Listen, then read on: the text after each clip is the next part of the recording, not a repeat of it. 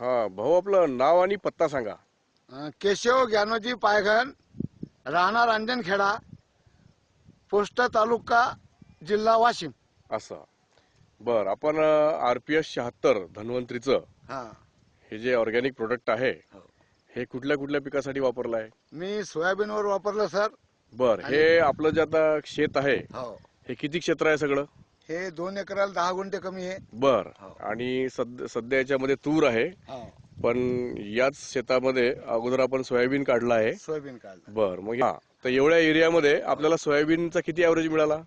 20 पोते झालं सर. असं हो. म्हणजे सरासरी 11 पोते एकरी 11 पोते झालं. एवढं सोयाबीन निघालं. हो, तूर असून. आणि त्यात हे तूर आहे, हा, तूर आहे. आणि तूर सुद्धा जबरदस्त आलेली आहे. हो.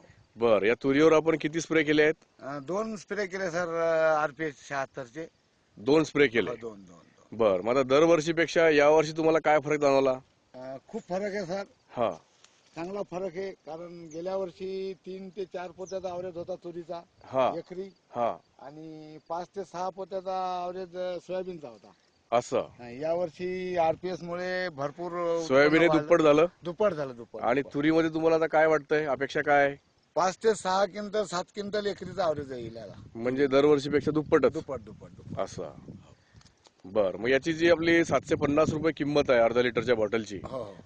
त्याबद्दल तुम्हाला काय सांगावं वाटतं? नाही साहेब, किंमत काही जास्त नाही, हा, कारण मी देशमुख बापू जवळून जे औषध घेतलं अच्छा, हे किमतीबद्दल त्यांना काही देशमुख साहेबांनी तुम्हाला हे प्रोडक्टची माहिती दिलेली आहे. देशमुख साहेबांनी. बर, तर किंमत रिझनेबल आहे. किंमत रिजनेबल आहे. किमतीबद्दल त्यांना कधी मी काही बोललो नाही. बर, इतर शेतकऱ्यांनी पण वापरायला पाहिजे. वापरायला पाहिजे नाही, मागून राहिले, बर, पण तुमचं औषधी माझ्याकडे उपलब्ध नसल्यामुळे शेतकरी नाराज होऊन राहिले. आता आपण तुमच्या हरभरा पिकामध्ये जाऊन त्याची पाहणी करू. ठीक आहे सर.